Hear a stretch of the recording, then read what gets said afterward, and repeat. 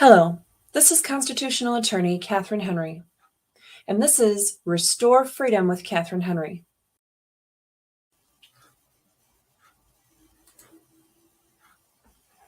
I pledge allegiance to the flag of the United States of America and to the republic for which it stands, one nation, under God, indivisible, with liberty and justice for all.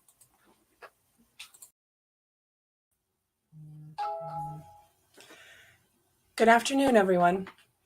I'm constitutional attorney Catherine Henry, and welcome to this week's episode of Restore Freedom Weekly with Catherine Henry. Today, I'm doing a little bit different setup, I guess, than what I have done before, because I've had a lot of questions posed about a call to action that was recently made. So, and this week, I'm going to try to remember to keep checking over at the comment section amidst handling all the other aspects here so that we can have more of a dialogue than we have in the past. And I apparently forgot to turn my phone on silent, so I just did that now so I don't have 4,000 text messages rolling in. Jane, I can't say good morning back because it is now afternoon. So good afternoon, Jane and Charlene. First thing I want to do, like I have done in all the videos, I believe, so far this year, at least our weekly show, is to start us off right, to start us off with a brief snippet of God's word that shows us the direction that we should be going and how we should be handling this fight for freedom. This week is pretty simple. I'm going to bring you to, I believe it's John. Yes, John 8, verse 32. Then you will know the truth, and the truth will set you free. Might seem simple and possibly overplayed if you've heard it over and over again, but I feel very adamant about the truth. Not that my parents wanted me to lie or anything growing up, but my grandmother was actually the person that instilled in me, you can't lie, you have to tell the truth. And, like they say when they're swearing you in to be a witness, you got to tell the truth, the whole truth, and nothing but the truth. And that's what this episode is about. I mean, quite frankly, they're all about the truth. I don't lie to you guys, but it's important that we understand the truth in order to best move forward with any calls to action that we feel called to act upon. So with that being said, today's episode is really going to be geared around the I don't know, which group really wants the credit, so to speak. So hopefully I'm saying this correctly, but I was recently sent videos where it was Tammy Clark from Stand Up Michigan and Rick Martin from the Constitutional Law Group, and they were explaining this Valentine's Day call to action. This document they have online, what to do with it, how to handle it. It was kind of the explanation and instructional video, if you will. So today's call to action, the way to get involved that I have for you, today's constitutional segments, today's 3 resources, and the overall constitutional or legal discussion is actually all going to be geared around that same topic. Most of you have heard about this, at least I'm guessing most of you have heard about this, given the press, so to speak, that's been done on their push. And this isn't just for Michigan.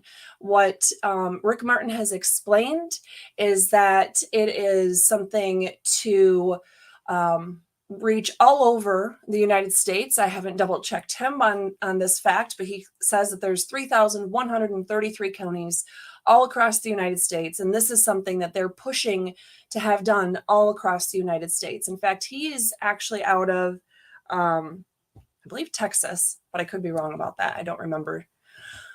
So this is not just a video for those of you who are in Michigan, although Stand Up Michigan is obviously focused on issues related to what's happening in Michigan. So with that being said, I want to go ahead and get started here.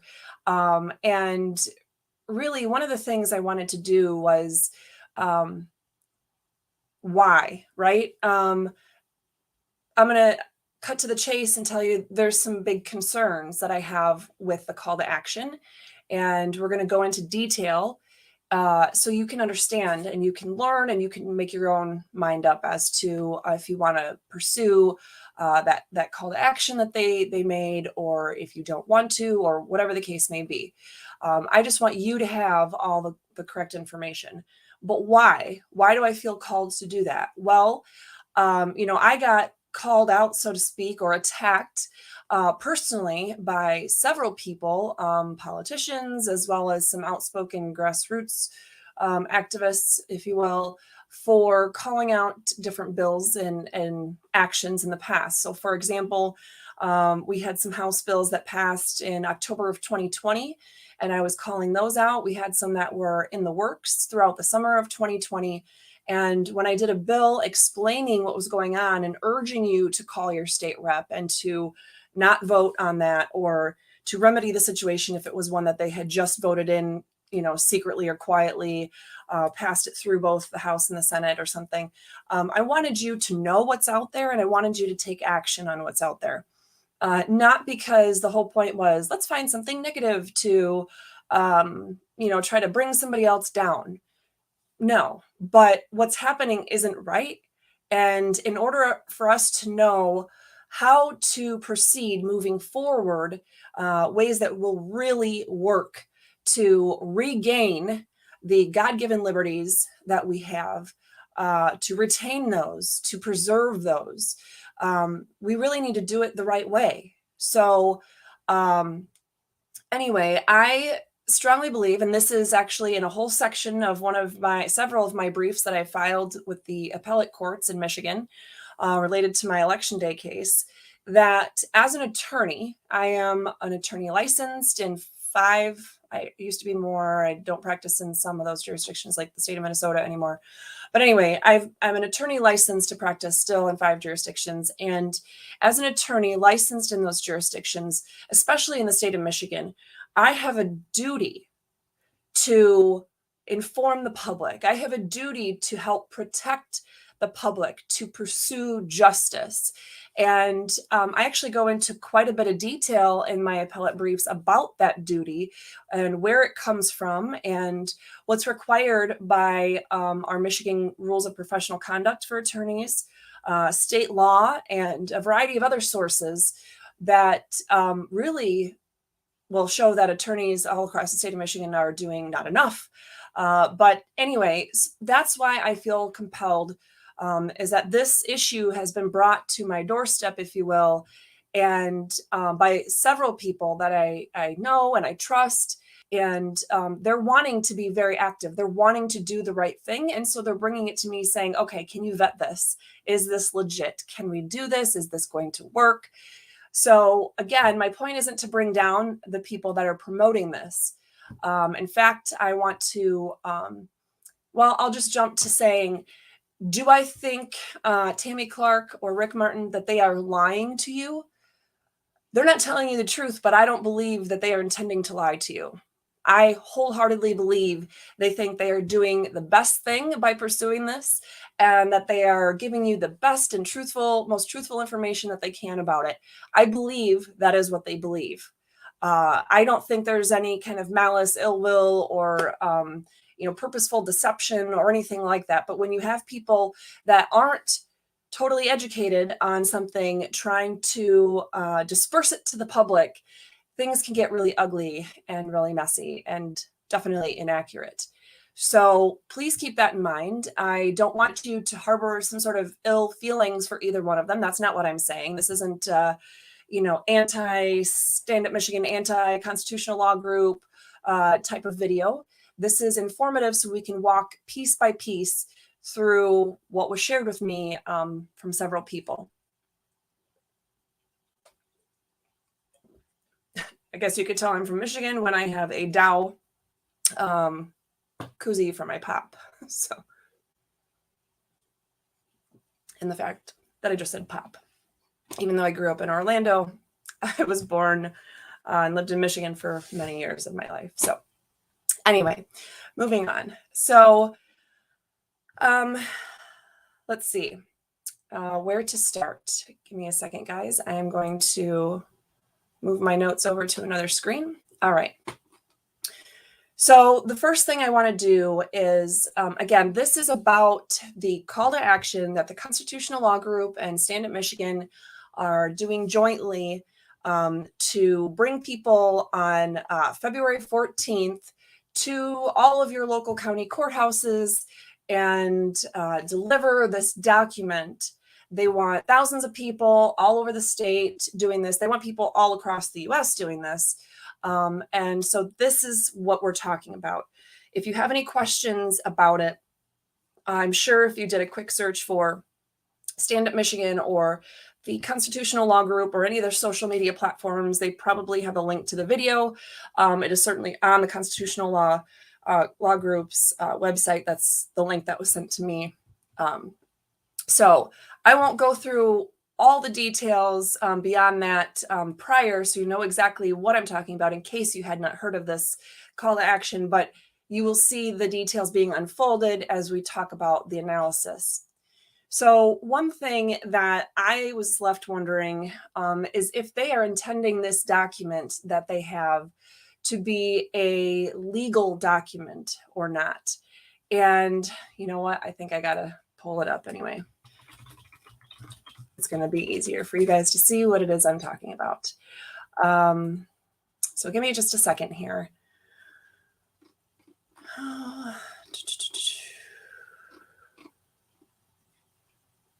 Oh, well, shoot.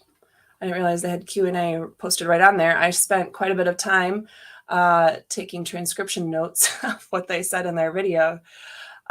So let me see here. Oh, I didn't realize that it's okay. I thought I could pull it up on their website, but I can't. So let's see. I'm just going to throw it there so I can open it for you.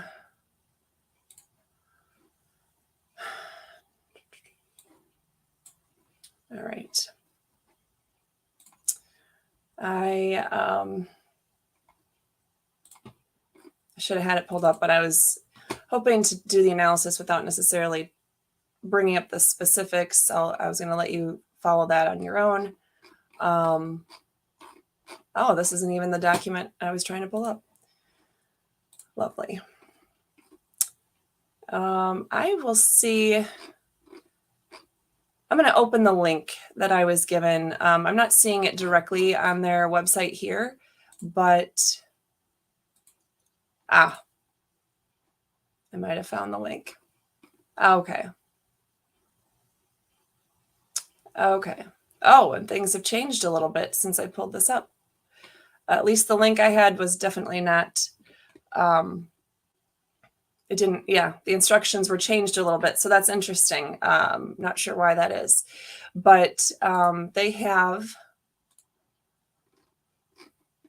the documents here. I'm going to go ahead to my screen share to show you.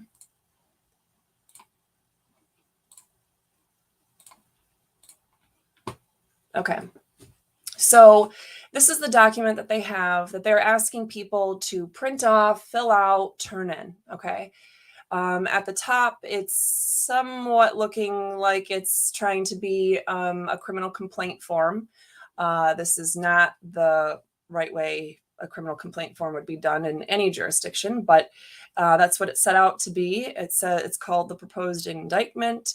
They want you to fill in the county, the state, the prosecutor's name, and then it goes through all of these pages where it's talking about various unlawful acts. And then there's a spot for the person to sign, print their name, sign, and date, and then to have this notarized. So that's what we're going to be talking about. So I'm going to go back to my notes here. Okay. So the first thing that comes to my mind is, well, the way they're describing this, it seems like it's a legal document, that they're trying to make it into a legal document or use it as a legal document.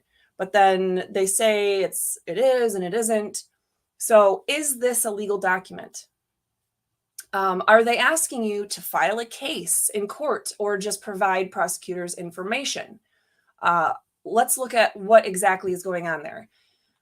Well, first of all, they keep saying, go to the courthouse. But then are they asking people to file this document in a new court case and pay the filing fee?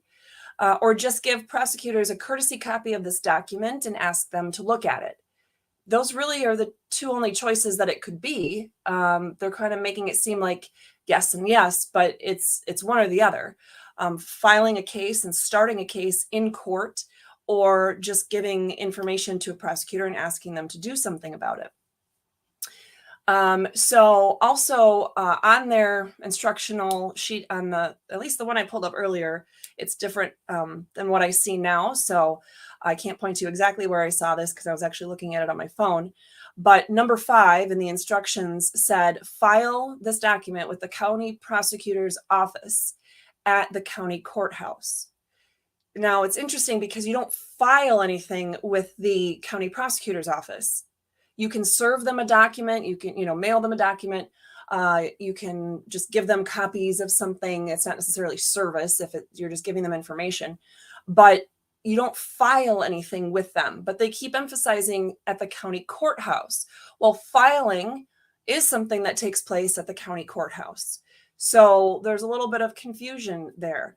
They also say in the instructional video that these prosecutors must, by law, initiate an investigation, and by law, they are required to take action. Well, action in the legal sense, it's a term of art. It's a term meaning a cause of action, a case. So again, we're back to, is this a case already? Are they suggesting that you guys should go with this document and literally start a court case? So they also say that we, the people, are going to show up at our county courthouse with documentation. Okay, again, that's saying, okay, show up at your courthouse to file this document. Then they mention in the video, these crimes happened in every county in the United States, and it is the duty of our prosecutors to handle these cases. So again, it sounds like they're really asking people to go to the courthouse, file these as criminal charges, open a case, and then it would be the prosecutor's job to follow through and prosecute this case. They also said that we have standing to file the charges in our local county courthouse, and then explain how that is. Well, not exactly. They explain the standing. They explain why they think there's jurisdiction, but they don't actually explain the standing issue, which is very important. You can't file any kind of lawsuit at all in any court unless you have standing. You have to be someone who's inherently involved in the case. A direct participant, if you will. You can't file something like, for example, when I filed to participate as amicus in the cases against the governor with all the COVID stuff going on, I was filing on behalf of the people of the state of Michigan in an unofficial capacity, just based on the thousands of people that were asking me to do something to help them fight for freedom. And I was only participating as an amicus, which is literally meaning a friend of the court. I was not coming in as a full party, so I didn't have standing to do that. In fact, in a lot of these instances with the lawsuits against all these mandates, especially in Michigan, but I know this is happening across the U.S., the legislature was told in some of those situations, hey, you don't have standing to participate. We'll let you participate as amicus, but you cannot intervene and join this lawsuit as a party because you don't have standing. It can all get kind of complicated and legalese from there, but I'm just going to leave it at that. But their statements in these training videos are, we have standing to file the charges in our local county courthouse. So to me, that is them, as they're explaining what they want you to do. They want you to show up with this document and file charges at the local county courthouse. Like, all of those words in that sentence all together mean they're not asking you to just bring information for somebody to look at. They're asking you to initiate a case and have the prosecutor's office follow through and prosecute it. So, sorry, I see that there is a question. Maybe you should ask to do a live interview with these two organizations to clarify their intentions. Yep, that would be great. And I have talked personally with both of these individuals in the past on other general freedom fighting issues or other projects. My biggest concern that I voiced to Rick myself when I saw him face to face in Michigan was, this was just last summer. He was trying to explain a few things about, his whole methodology on how to attack this freedom fighting issue, and especially in Michigan. And he had a lot of statements about, basically allegations, attorneys are this and the people are that and whatever.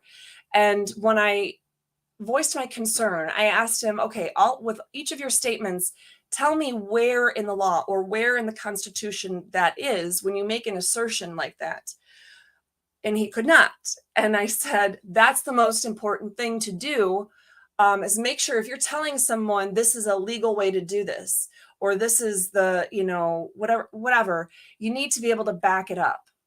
And so I shared with him that my concern is not that he's not a licensed attorney, but it seems that because of his manner of doing things, he's just not educated enough about the law and about the Constitution, certainly not in Michigan, to be able to really educate people on the process on how to move forward on something like this, or quite frankly, on anything I've seen him trying to do in Michigan.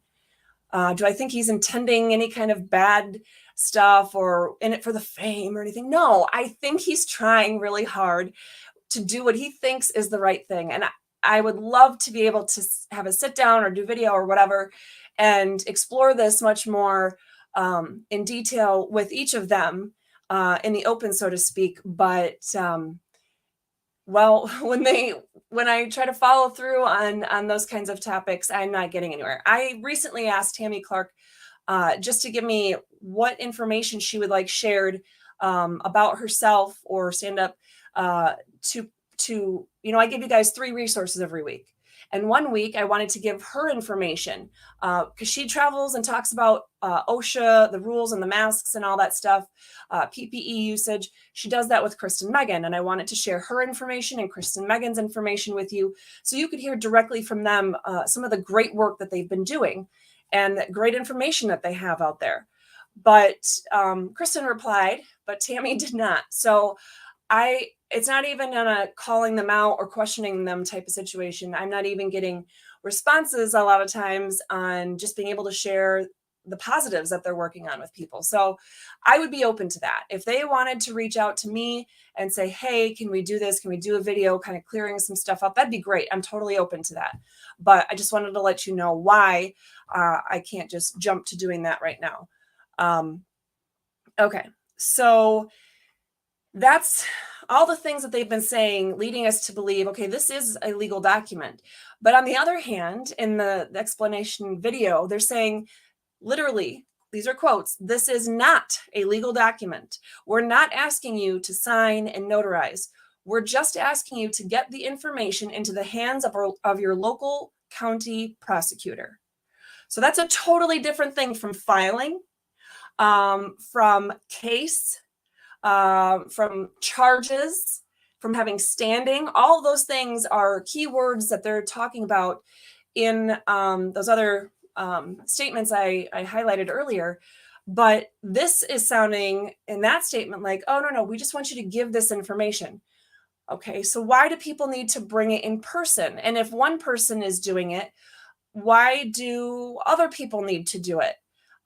If you want to show support, like a petition, it might not be a legal petition or, something that follows the Michigan state laws on, having petitions do some sort of action within the government. But if you had a petition saying, hey, my neighbors, my friends, and my coworkers, and people I go to church with, et cetera, people all across the state agree with me that you should do this, or you shouldn't do this, right? If you get people wanting to support something like that, like the Ottawa Impact, I can't remember what it was called. There was something that Ottawa Impact started with. It was like the Ottawa Resolution or something like that, where it was just a statement of belief. We believe, as elected representatives or elected officials and citizens of Ottawa County, that we should be defending the Constitution, that we should whatever.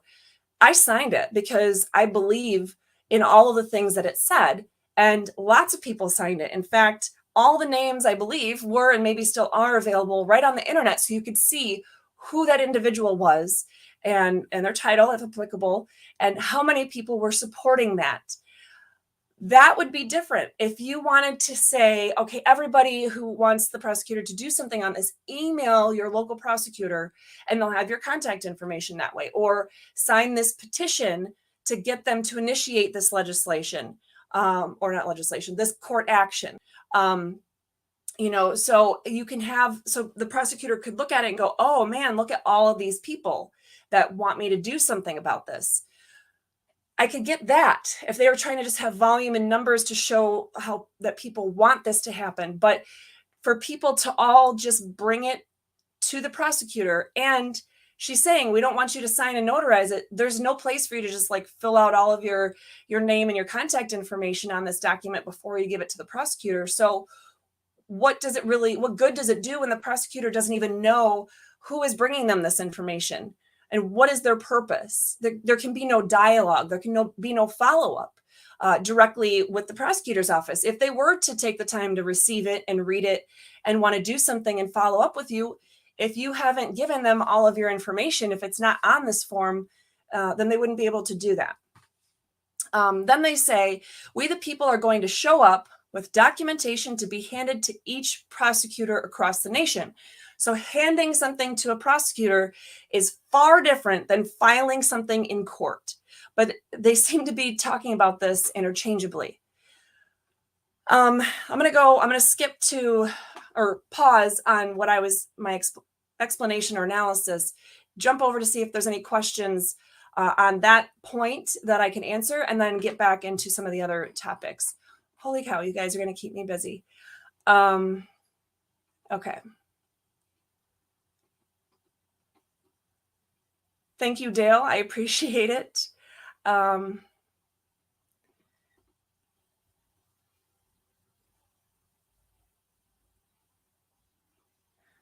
We the People FOIA is the name of a YouTube user. It seems like you might have a really great question.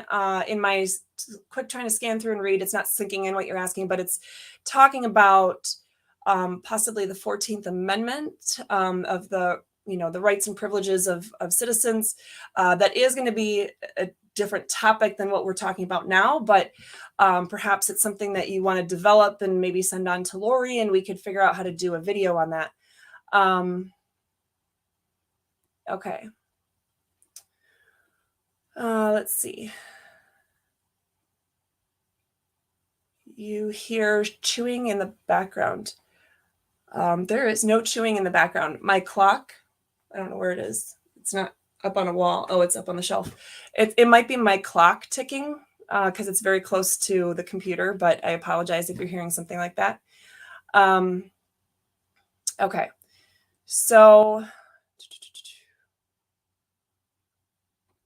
okay.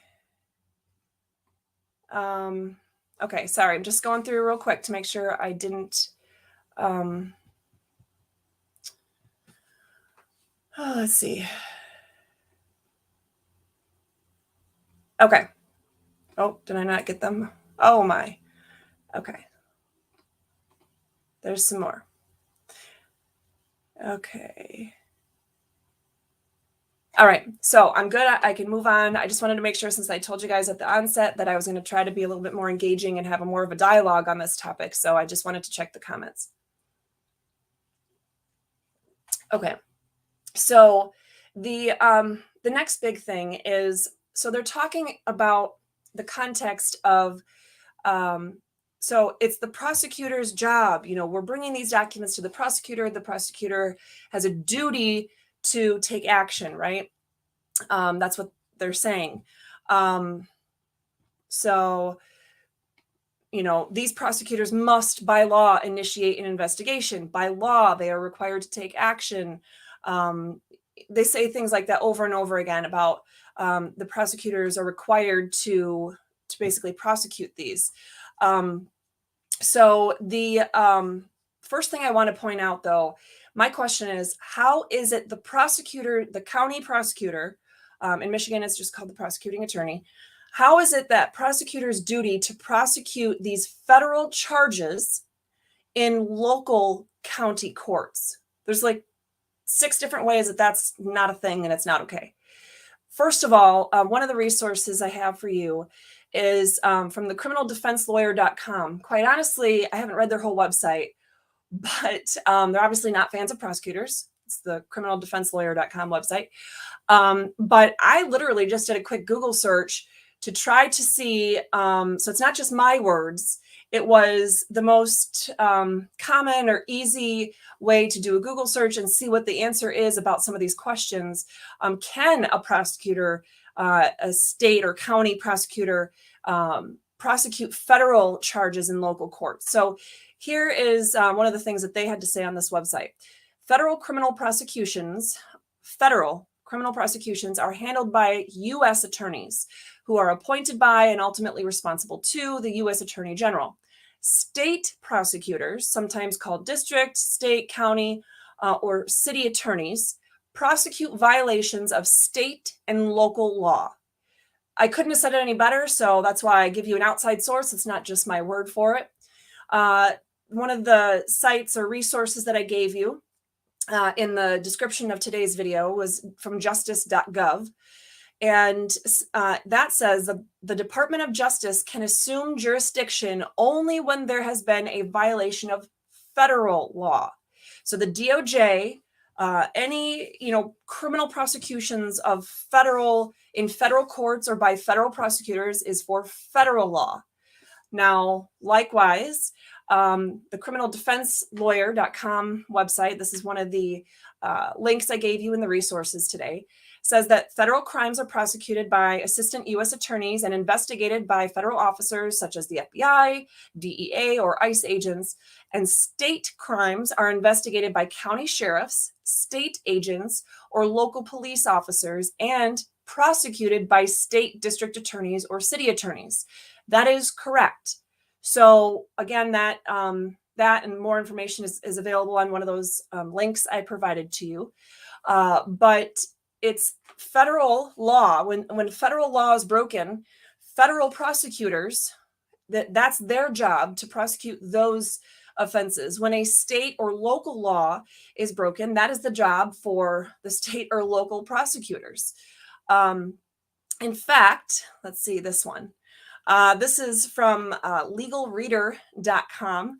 Again, these are just some of the top searches that, quite frankly, said it great. So generally, a state cannot prosecute a federal crime. The federal government prosecutes federal crimes. The state has jurisdictions over crimes that violate the laws of that state and occur within the state's boundaries.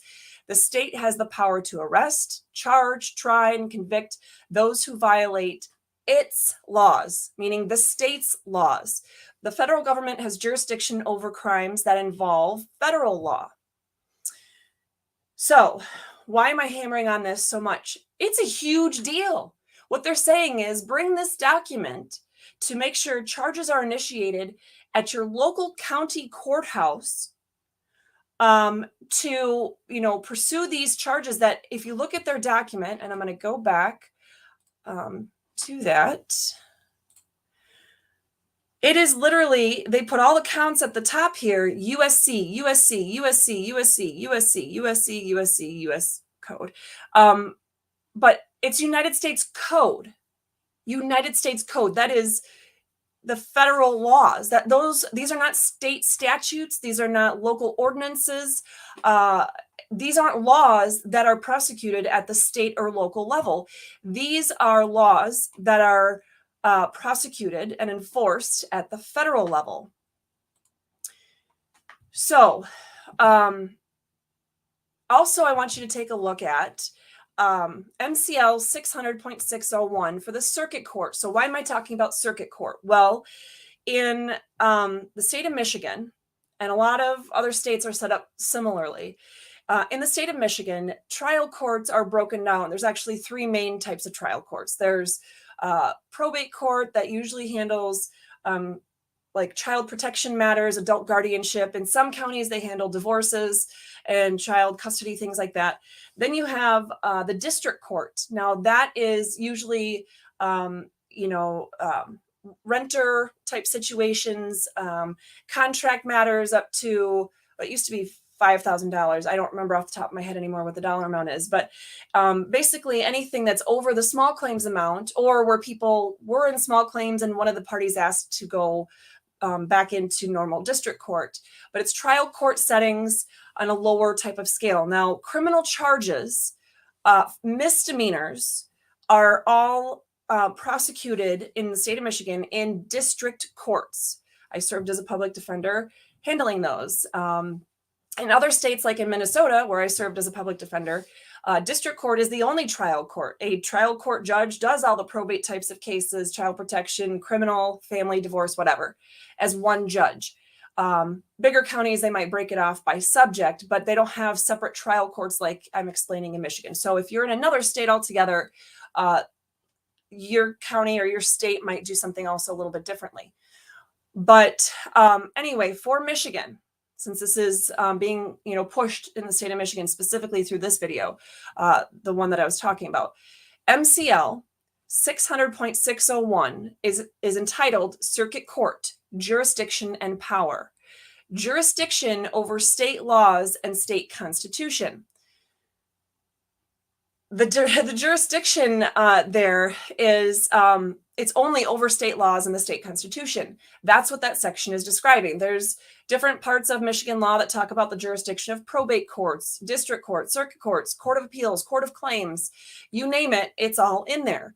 And nothing in there allows them to prosecute or to handle cases in a circuit court or any other trial court for criminal, federal criminal charges. These are state and local charges. So anyway, like I said, I'm talking about circuit court because that is generally what they're talking about when they tell you to go to the county courthouse. But again, district court would have even less power over something like this, big things. They don't have power over felonies. Cases that are felonies and high court misdemeanors, as Michigan calls them, start in the district court in Michigan, but they move over, or you get bound over to the circuit court for the case to finish out and have the trial, etc.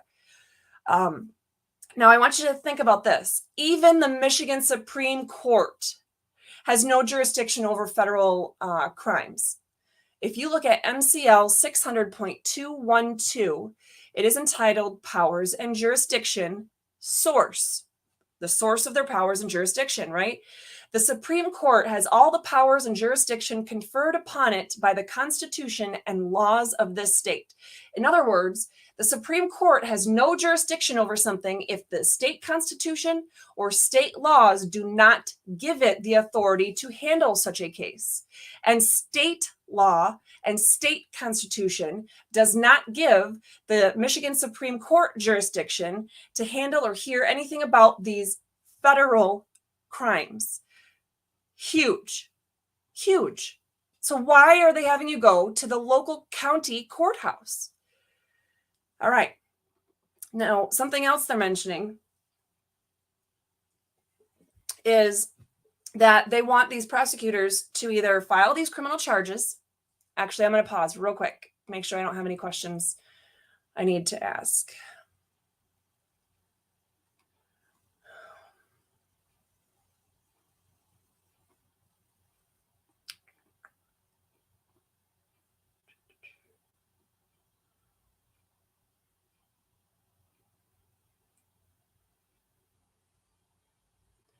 Okay, so, okay, somebody was asking about the surety bonds. We'll get that in just a minute. Okay, I'm just making sure there wasn't a question that I am skipping.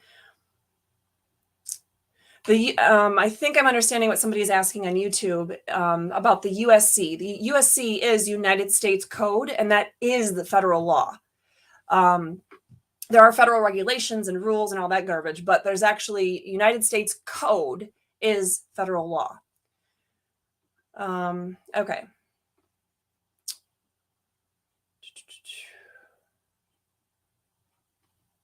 Okay.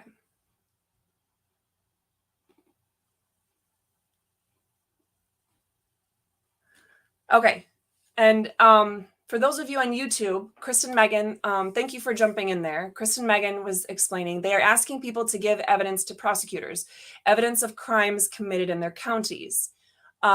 So the problem is the crimes committed in the counties, there's tons of state crimes that are being committed by these officials, but quite frankly, the people listed in this complaint, which are at the top of that document, aren't even the people that would be worth pursuing at this point. In the state of Michigan, if you want to pursue things, I would go to a federal court and try to pursue charges against the local officials. If you want to pursue the big, heavy-handed federal statutes, go after the public officials that are in Michigan implementing these things based on what Fauci and the CDC and whatnot are saying.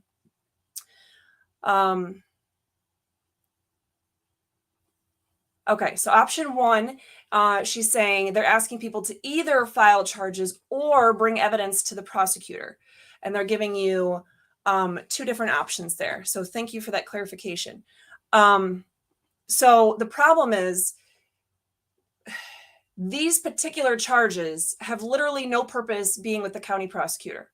If you want to bring this information or, ask for these particular crimes to be pursued in federal courts, you need to go to the federal prosecutor. Now, keep in mind that at the start of it's somewhere in their video, they explained that all 50 states, their state attorney general and the U.S. Attorney General's office have already been given this documentation by the person who originally wrote it, and they're already pursuing that. So it doesn't seem like they're wanting people or encouraging people to pursue or add on to that, but rather pursue things at your state and local levels.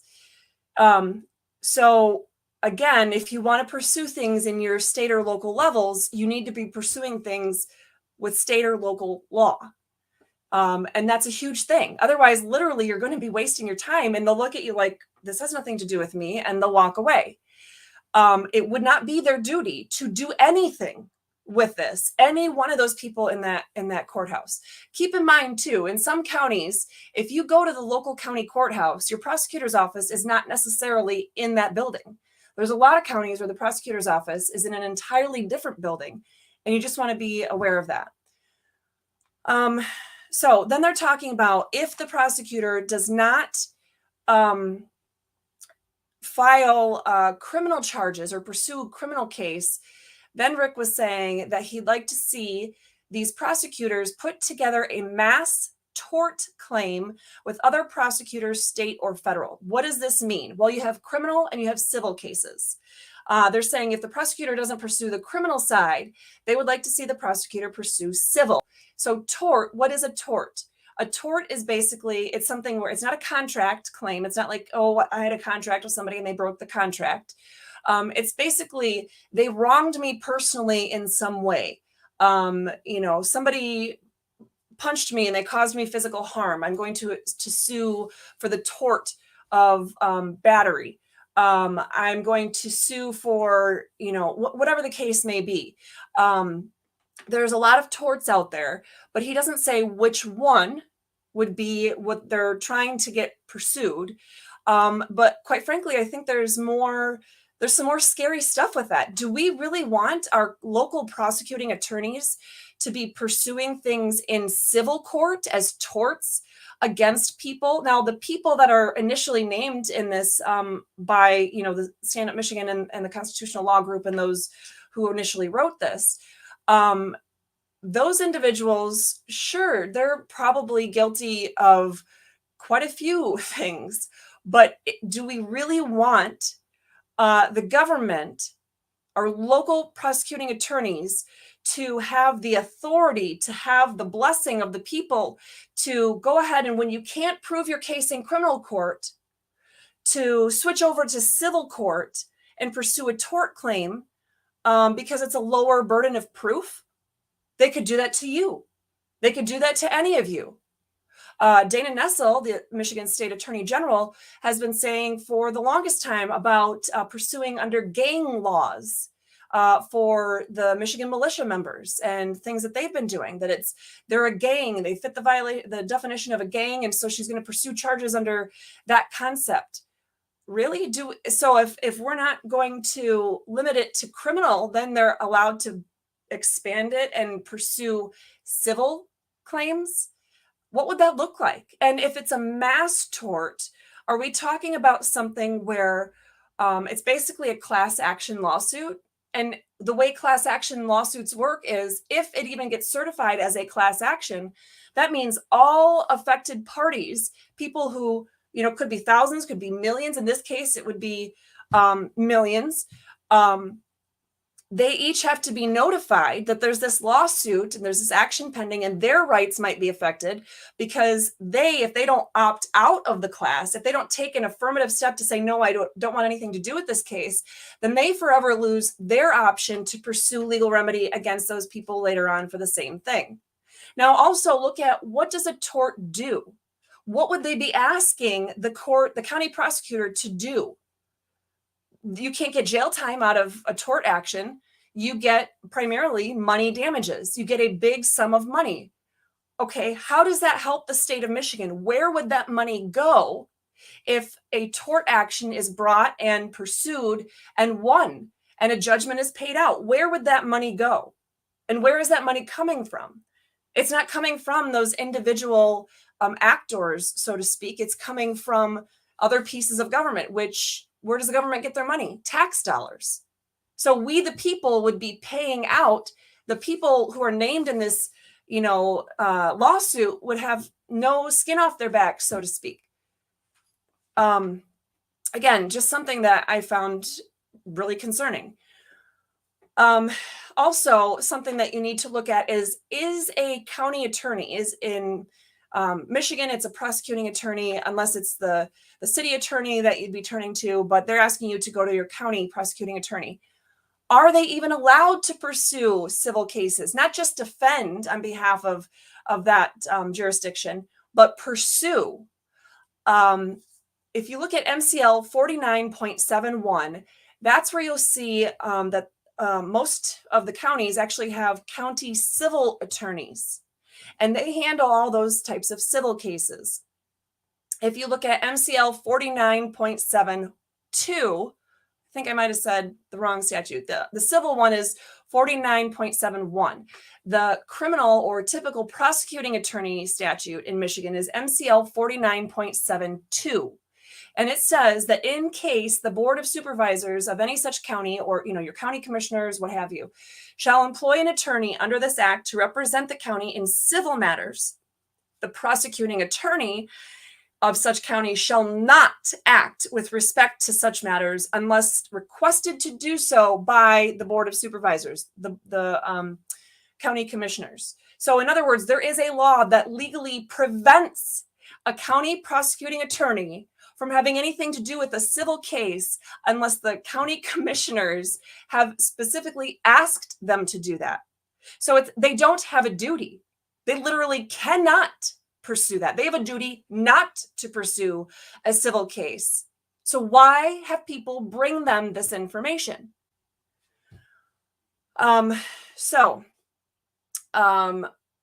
on michiganbar.org, and this is an even more important point because you have people that are, in the video, they lead into, well, this bond issue. If they don't do this and they have a duty, then they're violating their bond. If they're not making these charges, if they're not prosecuting these cases, they're violating their duty. I want you to listen to this. And it's stated in a lot of different ways in court rules, in Michigan Supreme Court cases, in U.S. Supreme Court, everywhere. This is just the quickest thing that came up in a search, just to give you something. If you go to the Michigan Bar website, which is not just a club in the state of Michigan, you are legally required to be a member of the Michigan State Bar if you are a licensed practicing attorney. In other states, like in Minnesota, bar association is optional, and I was not voluntarily a part of that when I was licensed to practice law there. But I am a member of the Michigan Bar. They put out ethics opinions and things like that. It's usually the state attorney general that'll do that. There's one in particular I wanted you guys to point to, so that is in the list of resources in the description of the video. It says the public prosecutor has very broad discretion over which charges to initiate and when and how to pursue them. There is no duty to prosecute all charges the evidence may support. I'm going to say that again because this literally contradicts the very essence of what they're asking you to do.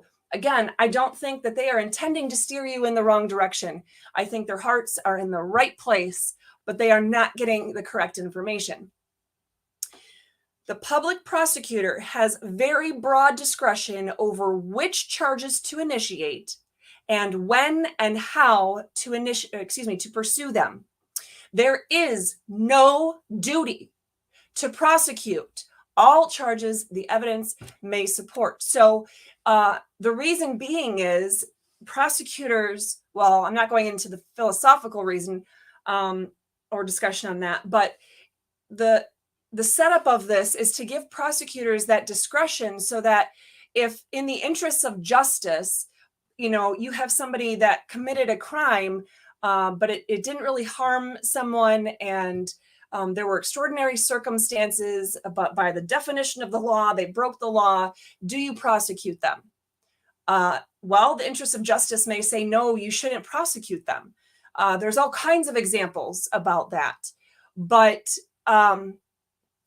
at any rate, this is just explaining point blank, there is no duty for a prosecutor just because somebody brings them evidence and they have all this evidence that support a conviction, that the prosecutor has to go and prosecute a case against that person.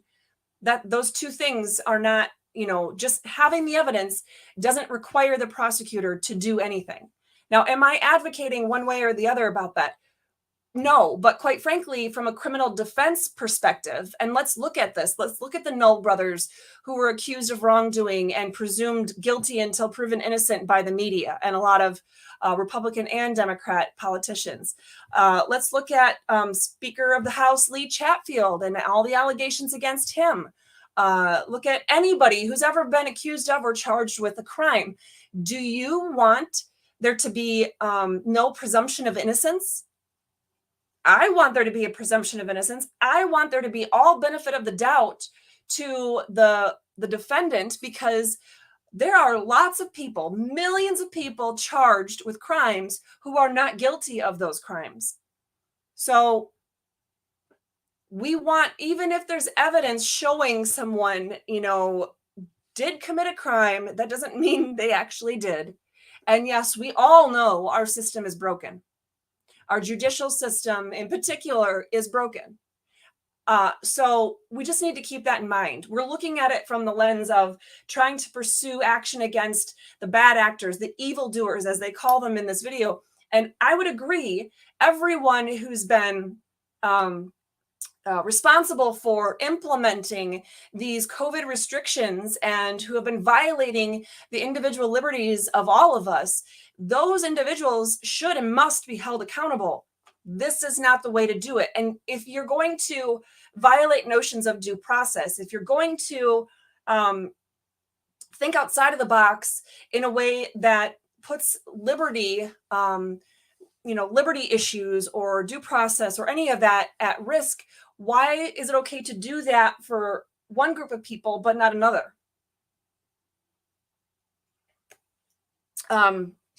It's not. I would say it's not. I would say even Gretchen Whitmer and Dana Nessel and SOS Benson, all the governors, all the politicians, all of the government officials who have been restricting our freedoms and violating our rights nonstop for no less than 2 years, they should be held accountable. They should be held criminally responsible. But do I think that we should just lock them up and throw away the key without going through due process? No. Because what is the point of our system if we're willing to throw away those due process requirements in some situations and not in others? How is that fair and just? How is that doing the right thing? Okay, so the Berrien County Prosecuting Attorney has on their website, honestly, this was the first hit that I got when I was like, just Googling, can local prosecutors, what are their duties or something like that, something general.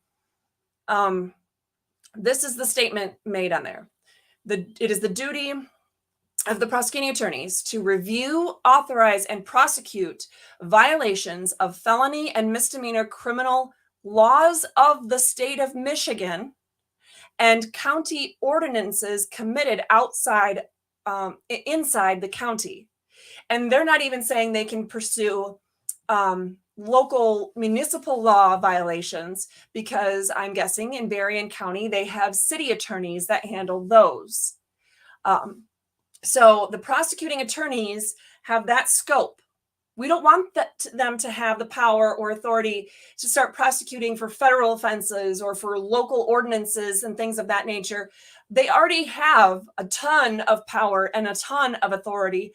Why give them more than they should have?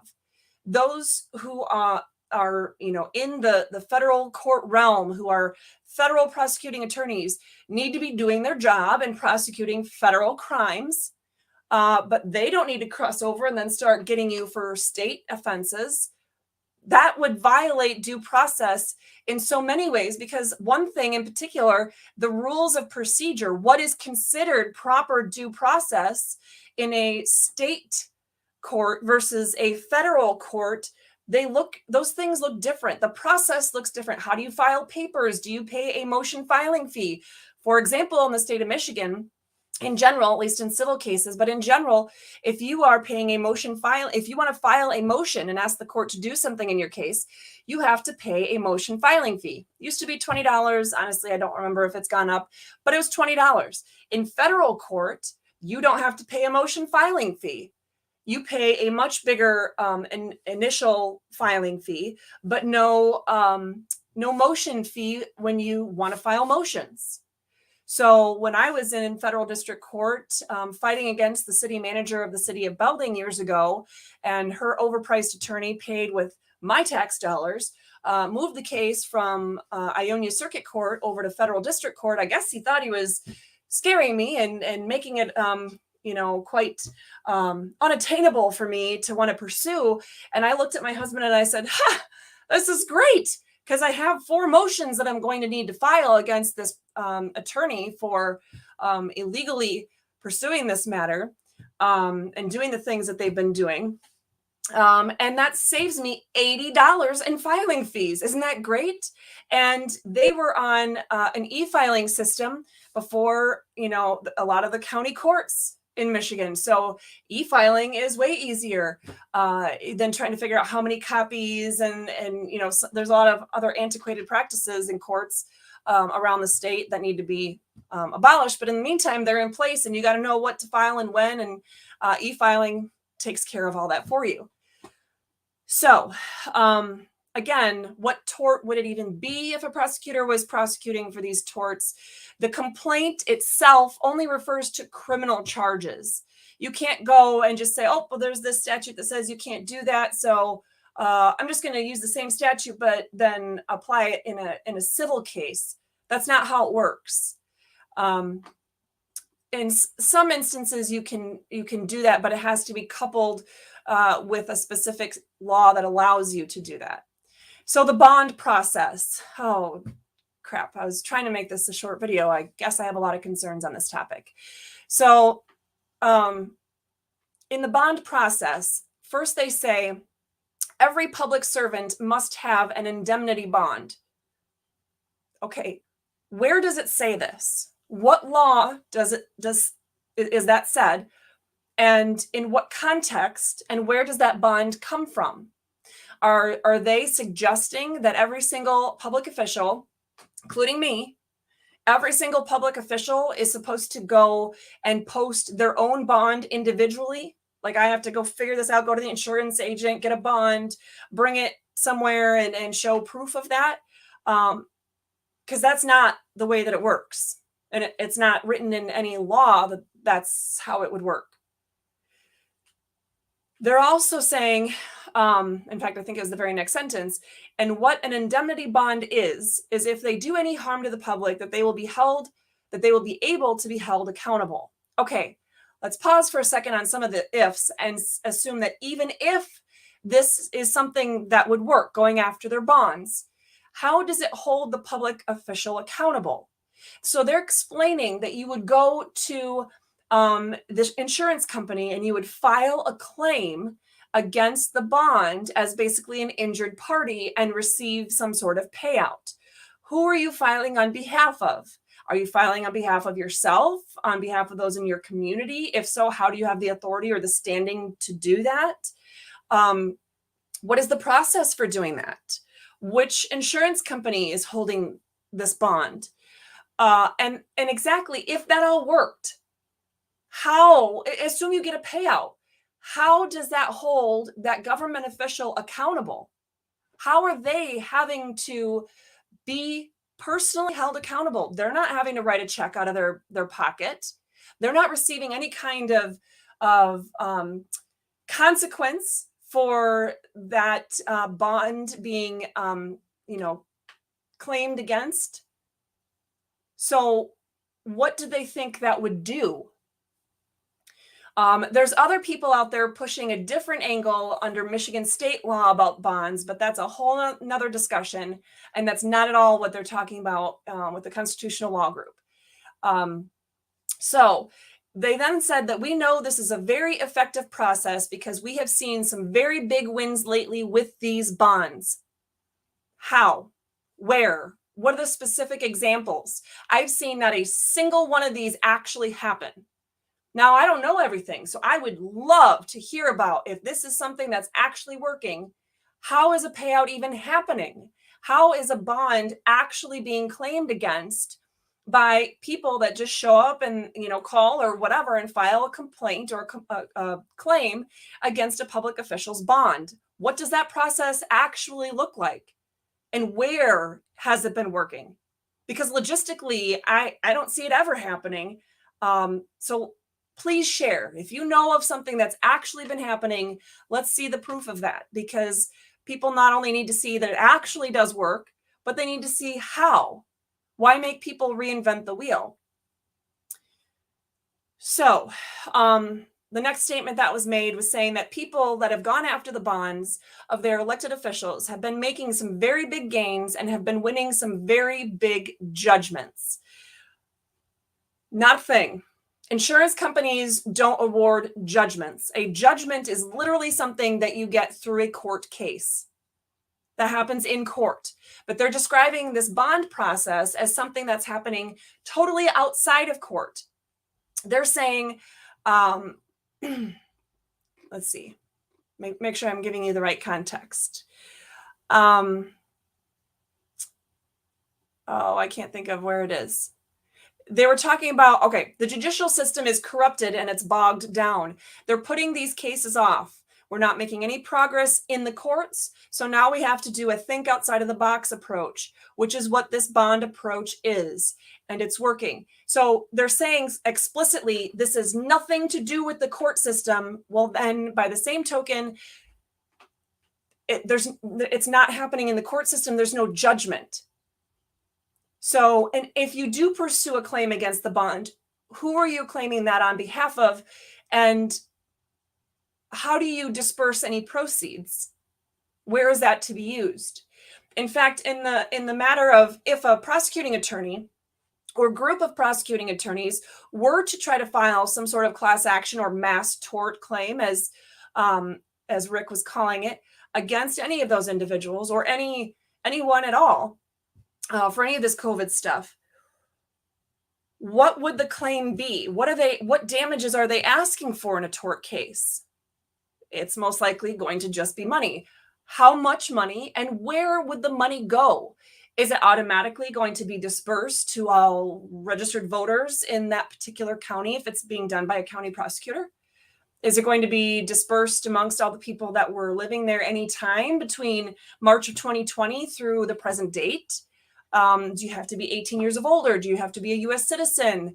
What if you were just someone who worked and lived in another county, but you frequently went to the county where the prosecuting attorney was pursuing this? Are you going to be included in on this? If so, how would they identify you and how would you get your payout? How much would it all be? These are huge issues.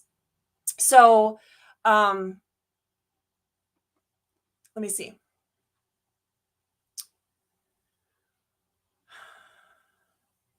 Okay. So I was making sure I didn't have any questions on this.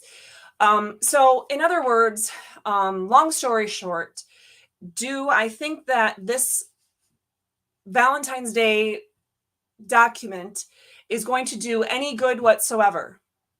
Unfortunately, no. Really, there's not. And quite frankly, the one statute that I would bring up, I'm going to bring it up for you.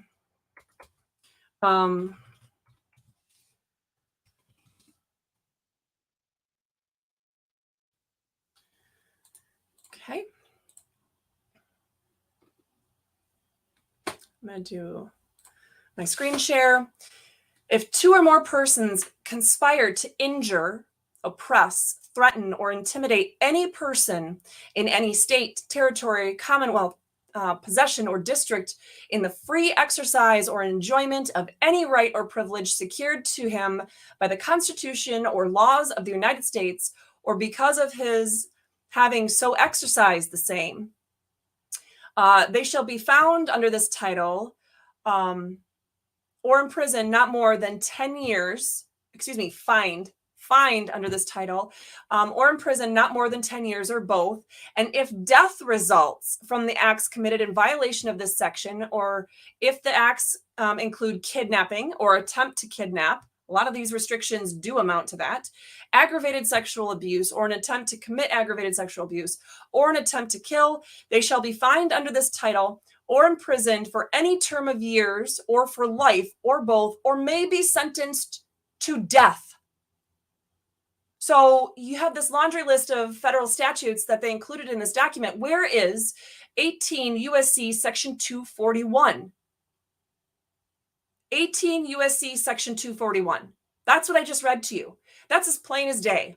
Every single government official who has been in office during this whole COVID thing that has been complacent or allowing these restrictions to happen or implementing these restrictions themselves, whether they're at a small desk job, if you will, or they're just a cop on the beat writing the tickets in parking lots of churches and other places that were shut down at the beginning of all this madness when people were ordered to stay in their homes. Every single one of those people, and you don't even have to be a government official, but every single one of those people is guilty of this federal offense. And this is a federal offense that is pretty serious, considering the maximum penalty is death. Why mess around with all the other garbage? Seriously, people. Let's not make it something it's not. Let's not overcomplicate this. Let's not bring into play all these other statutes that are loosely related to all this other stuff where you have to have a 205-page dossier that you include with your complaint that you're going to overwhelm and bog down any prosecutor, their assistant or secretary who's trying to do the right thing and understand what you're asking them to do. Keep it simple. Pursue the remedies that are more easy to understand. How would you ever win in front of a jury, whether it's a civil case or a criminal case? How would you ever win if you are going to complicate it so much that the jury cannot easily understand what the law is and how it applies in this situation? And the law that I just read to you is clear. Deprivation, when you have two or more persons who are depriving someone, even threatening to, or intimidating, or oppressing them, or injuring their free exercise or enjoyment of any right or privilege, then they're guilty. I mean, it's as simple as that. Okay, so again, with that being said, though, that is a federal statute that you can't pursue in state courts. You'd have to do that in federal courts, whether it's through a federal prosecutor in the criminal case or criminal side of things, or you pursue yourself through a civil case, a tort case. So hopefully today was able to provide you a lot of helpful information that you can benefit from. Again, do I want you to be mad at Rick Martin or Tammy Clark? Do I want you to, attack them personally or call them idiots or anything like that? Absolutely not. That's not going to help us. What I do want you to do is be informed with every action that you're taking when you're in this fight for freedom. We don't have unlimited resources. We, the people, are the underdog in this fight. We need to be smart. We need to be organized. We need to be efficient about how we fight back, and pursuing things that literally legally cannot happen is not going to help our cause. In fact, not only that, if you look at how it logistically is going to play out, it is, well, quite frankly, it's going to be what the Unlock 1 petition was for a lot of people. They pursued it and pursued it and pursued it and worked hard and nights and day and night and weekends and weekdays and you name it. And they made sacrifices to get signatures and got signatures and turned it in.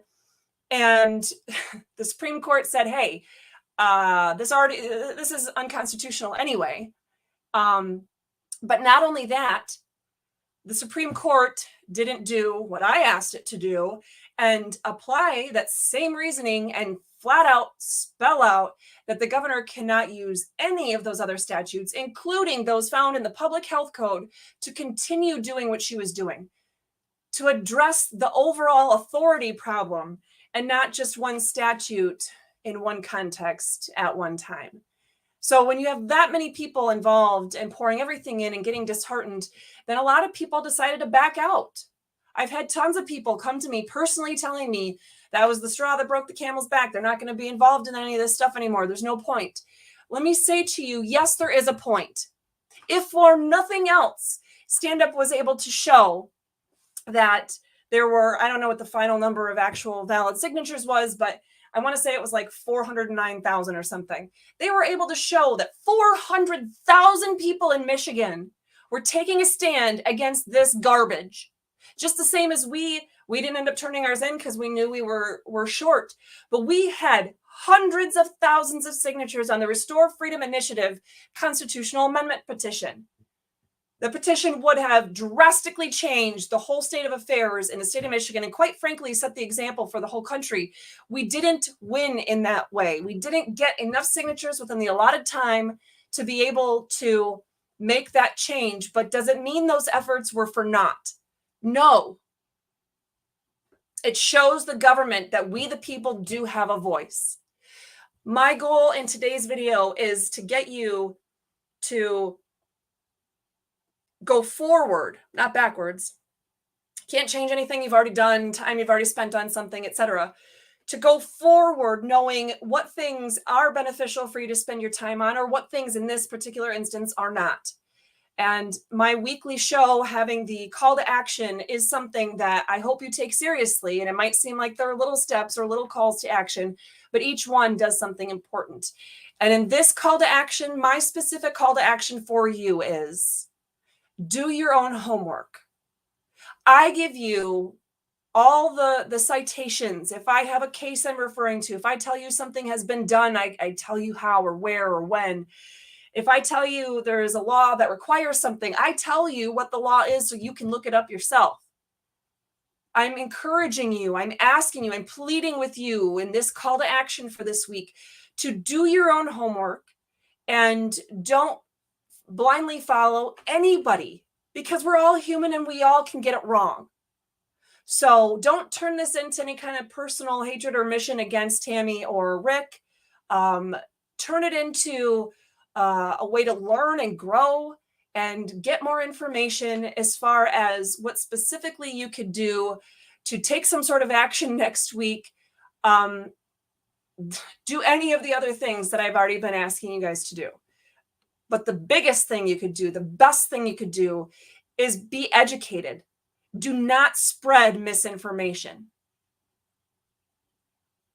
So, I thank you. Hey, Robert Bose. Let's see. Sorry, I saw a whole bunch of questions just come in. Make sure I'm not... If I'm missing any questions on this stuff, I apologize. I have all the different places we're pulling questions from in the same comment stream, and I may be accidentally missing one or two or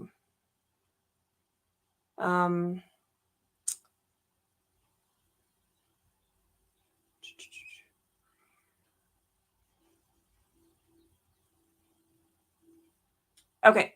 So someone's concern was, this is also good and helpful, but no way we could remember all of the places and fees and what is legit and what is not. I guess I don't know exactly what you're talking about. If you're talking about the statutes and the things that I was talking about today, I put specific resources now in these videos right in the description, so you can go and click on some of those. I do other things in a screen share, so you can go back and watch the video, pause it, see what I was pulling up, and try to follow along that way. Or if I give you just, if I say a statute, you can also just do a Google search. Whatever you do, put your primary leaning on a primary source. So if I've talked to you about what a law does or doesn't do, I'd rather you go ahead and double check me and Google it by going right to, if it's a Michigan law, go to the Michigan legislature's website and read the law yourself. Don't follow some sort of blog about it. Don't look at some sort of case describing it. If it's the law you're actually looking at, seeing what it says, then read the actual law for yourself.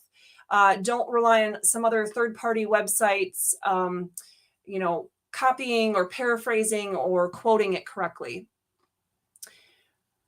Let's see.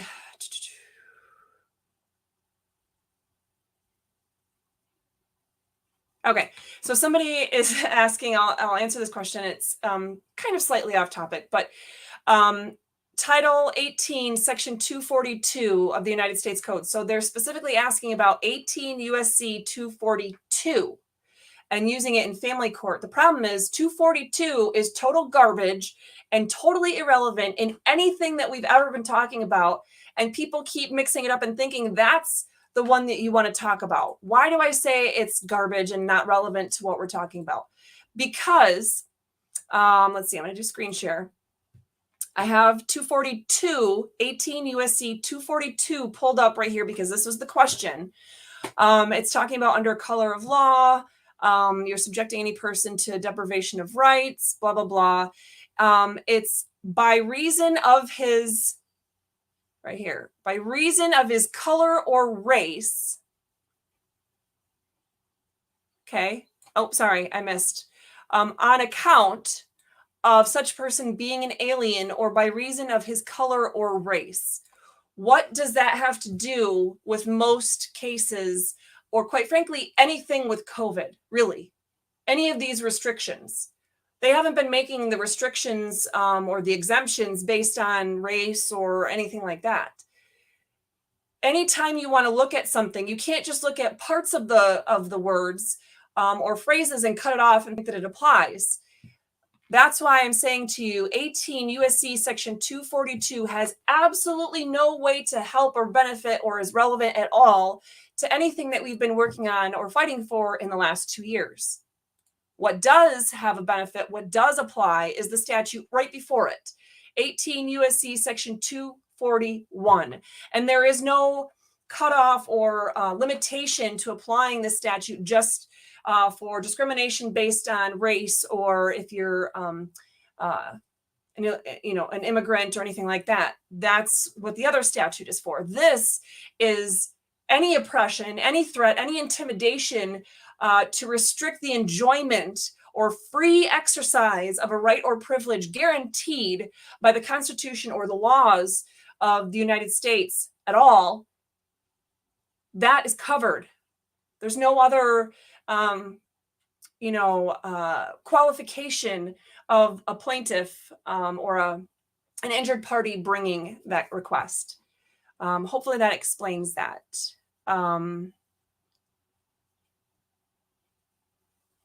Really, Pastor Austin is running for state senator.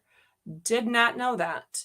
I also heard Steve Carra's race got a little bit more interesting. Who does he have? I want to say he's now running against two individuals, one of them being Fred Upton. That is going to be an interesting race as well. But at any rate, this video is long enough. I hope you all enjoyed the information here. Again, replay it if you need to. It's amazing how an explanatory video could take an hour and 21 minutes to explain or debunk or clarify something that was explained in a 10-minute video from somebody else. But all right, guys, hopefully this was helpful. Please stay tuned. I am my personal life and professional life and things I've been dealing with has been extremely overwhelming. And, I don't have, like paid staff that run around helping me with everything. I have one person who volunteers a ton of time to help with the cause, but she's not even here physically. So that also puts limits on what can be done too. My point being, I have been busting my butt on getting all these weekly videos out to you and some of the other videos about court cases and whatnot. And I will continue to do those. I will continue to also do more additional things, creating that Constitution book and some of those other things. But it is my goal to try to land on a particular day and time, like my friend Micah with 2A-EDU. He does his Friday nights where he does his weekly video, and you get to see some consistency and know when to tune in. It is my goal to provide that for you guys as well. So it's just going to be a balance of trying to find a time that seems to work for people, but also one that I can consistently make work between homeschooling, remodeling, and everyday life, if you will. So I appreciate all of you who are still supporting the work that I do. And those of you who do provide financial support, whether it's the person that sent me a $2 bill and said that's all they had, they wish they could have donated more, or whether you're someone who would donate more. I really appreciate that, because it does take a lot of out-of-pocket expense to cover the StreamYard functionality here, or to do the lives on Rumble. There's a cost to that, to all the other behind-the-scenes software and things to keep everything straight. Without taking any time to do paid cases right now, this only runs on a volunteer effort and funds that are donated. So to those of you who have been supporting in any way, with prayer, with financial support, or kind words even, I really appreciate you. It means a lot to me. So with that being said, I hope you all have a wonderful day, and tune in for our next video. Thanks.